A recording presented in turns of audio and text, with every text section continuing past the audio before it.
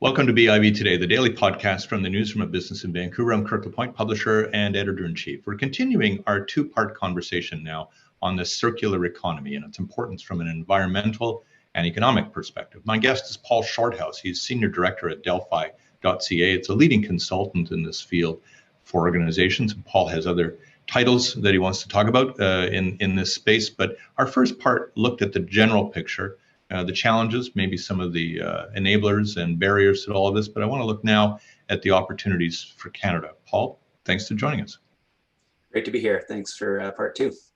So let's go. Let's look at the national picture here and where Canada can insinuate itself most into the circular economy. You mentioned in our first part that really we're still seeing a very, very slight leaning toward the circular economy, a lot more linear development of our resources, something around 3% you thought in a Quebec study. So we've got a lot of room to grow here. Where are the opportunities most for Canada?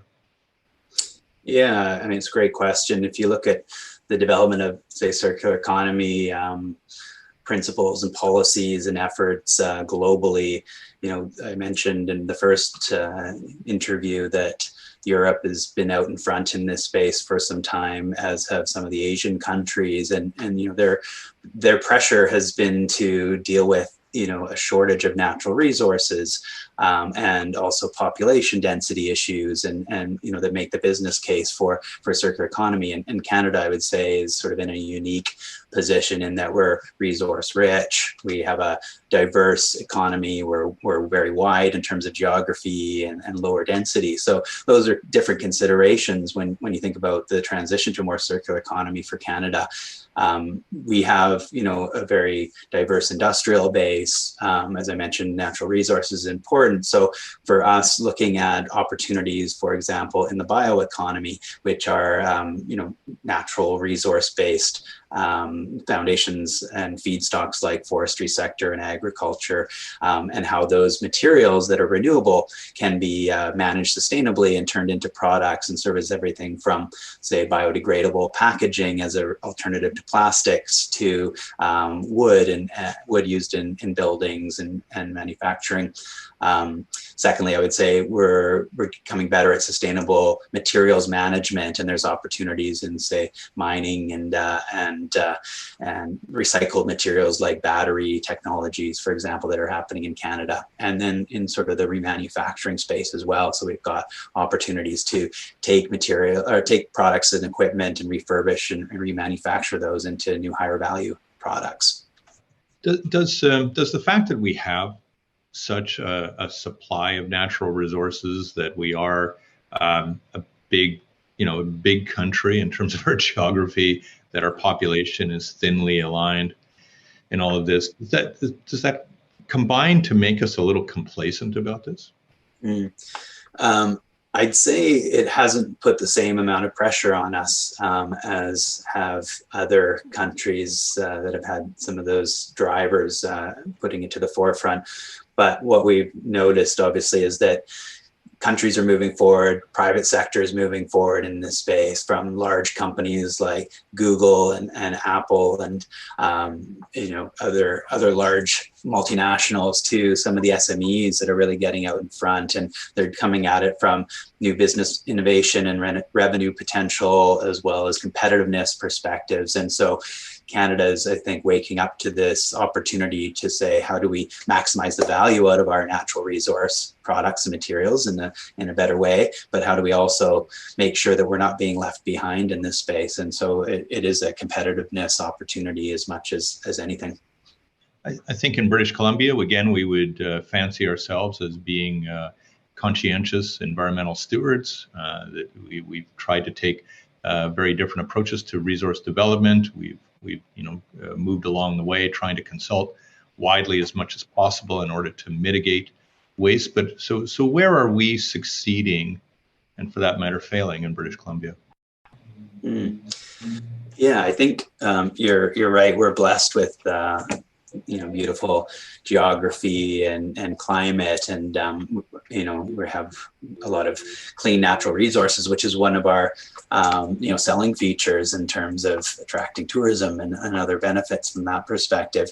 I would say that we have long been sort of hewers of our resources and potentially not gathering or collecting the highest value from those resources. And we could talk to, the export of raw materials without processing and getting the highest value out of them, to looking at, say, a tree and not capturing the full value from that tree, whether it's from the branches or different parts of the tree, and being able to, look at the full value that can come out of everything from biochemicals to engineered wood products to other materials. So I think we have the opportunity to really look at how some of the leading nations and others are approaching this, to make sure that we're not leaving economic opportunities on the table, and can generate both domestic opportunities for use of these products and enhanced services, as well as the export that will come out of the world moving towards a more circular economy and needing some of our resources for supporting that. Does the forestry industry lend itself most to the advancement of the circular economy in terms of an immediate opportunity for us here in British Columbia? I mean, the opportunities are widespread across, I would say, our entire economy in terms of different sectors in transition. But certainly the forestry sector, both from its own operations and applying sort of circular principles to, reduce the impact of those operations and, enhance the amount of, say, renewable energy used or, on transportation or on operations, to the actual products that the forestry sector produces, and how those could be, as I mentioned, part of the bioeconomy and maximize the value from those. There's certainly a lot of upside and opportunity there, but it's contrasted with, the need to make sure that those forests are managed sustainably and looking at that for going forward. And how does mass timber insinuate itself into this picture, Paul? Yeah, I mean, mass timber is essentially using state-of-the-art technology to, glue or nail or dowel wood products together in layers that result in higher structural components that can, comparatively be used as alternatives to, say, steel or concrete, for example, in some places. So developing panels or posts or beams and makes them very strong and versatile, but also lighter weight. It allows sort of this renewable product of wood that sequesters and stores carbon to be used and last a long time. And you can have these sort of materials from everything from cross-laminated timber to glue-laminated timber and other forms of mass timber be used in all different types of formats, and tall wood buildings, for example, up to 12 stories are allowed in Canada, and can allow for older buildings to be refurbished and even made taller, in a sense, to allow for densification.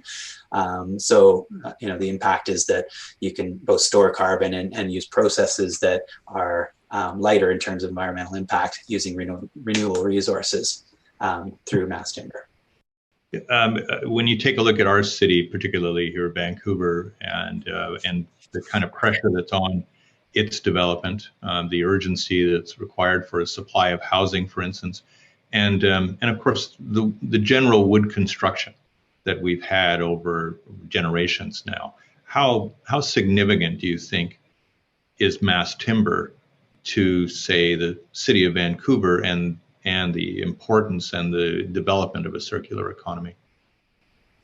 Yeah, I mean, Vancouver, not unlike cities globally, is in that point where, urbanization and population growth are putting pressures on the city in terms of ability to house and accommodate businesses in cost-effective cost-effective sort of real estate opportunities.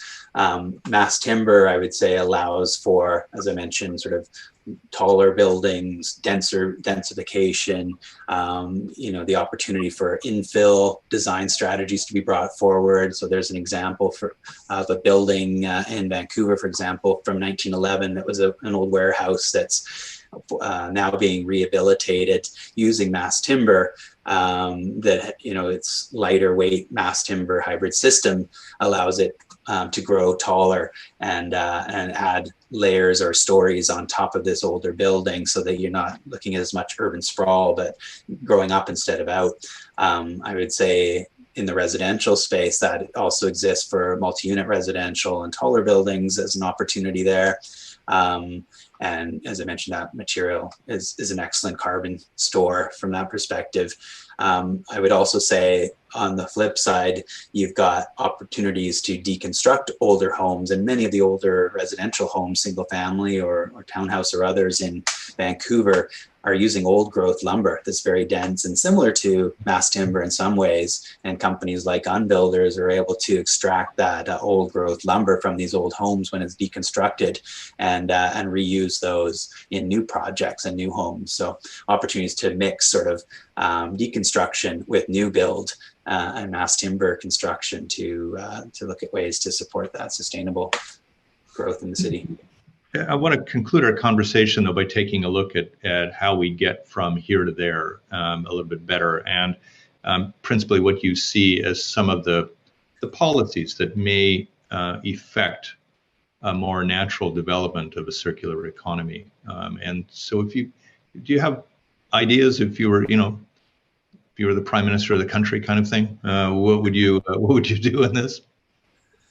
Yeah, I mean, policy can be considered sort of from a regulatory approach. It can be considered from sort of an incentive-based approach, and or also from sort of the role that government plays in supporting and enabling the ecosystem, and that can be driving demand through tools like procurement, to improving education and knowledge sharing and building collaborative models. And I think because circular economy is so focused on systems change, and it's going to be overcoming the status quo of changing how we do it within the linear economy, it's a combination of all those different tools in the toolbox policy-wise to really get there. So from a regulatory perspective, that can include things like bans on materials entering the landfill. It can include extended producer responsibility that requires builders and companies to sort of think long-term about the products and materials they're using in their products or buildings and reclaim those at the end of life. It can require companies to design for repairability or that sort of thing, like they're moving in terms of Europe. It can also use the economic incentives like taxes or different pricing structures or incentives to grow the innovation economy. And I think that's a key part, is how do you incentivize sort of the innovation space here? How do you incentivize the collaboration that's needed to approach it from a systems perspective? And then lastly, the sort of tools like procurement that can really help to drive this. So in public buildings, for example, you could be requiring a certain amount of recycled content for concrete or for mass timber or wood, for example, as an opportunity. All right, I'm going to put you on the spot here with my last question. If you're a global expert on this, what's the one great idea out there that we should be trying right now? Mm-hmm. Are you thinking from the construction building sector specifically? Yeah, let's look at that one. Sure. I mean, I think there's a really great example out of Europe that would be interesting to see if we could make that work in Canada. And that's the idea of building passports, where essentially you design buildings from the beginning, with a good idea of what materials are going into them, so that at the end of their life, you can reclaim the value of those materials. And the project in Europe called the Building as Material Banks is really shifting the thinking about buildings as really having enormous amount of embedded value, and thinking of them as material banks essentially, and how do you make sure that at the end of life you can extract the value out of those buildings. So they've set up a material passport, digital passports for their new buildings, and able to track all the materials in that building over the course of its lifetime, so that when it gets refurbished or renovated down the road, those materials can enter into a secondary market, et cetera. So it'd be interesting to experiment with that. It sounds like hand-me-down clothing, right? Kind of thing. Yeah, and it's just allowing more transparency, and a designer or a builder can understand what kind of values in those buildings and how to get them back out again, and use design principles to enable that. And presumably there's a great economic benefit in that you're understanding where the materials might be that you could avail yourselves of when they become possible, right? Absolutely. It also creates new opportunities for companies like forestry companies or others. The mining sector is another example, where they become stewards of the materials for the lifetime of those products, and actually look at new business model opportunities that come from that. So they become almost like the bankers for all of this. That's right. Yeah. Yeah. Great idea.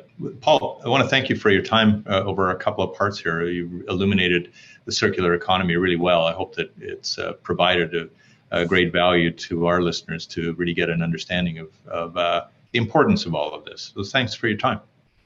My pleasure. It's great to be here. Thanks, Kirk. Paul Shorthouse is a senior director at Delphi.ca, and I'm Kirk LaPointe, publisher and editor-in-chief of Business in Vancouver. Thanks a lot for watching. Our first part of this series, of course, is also available at BIV.com.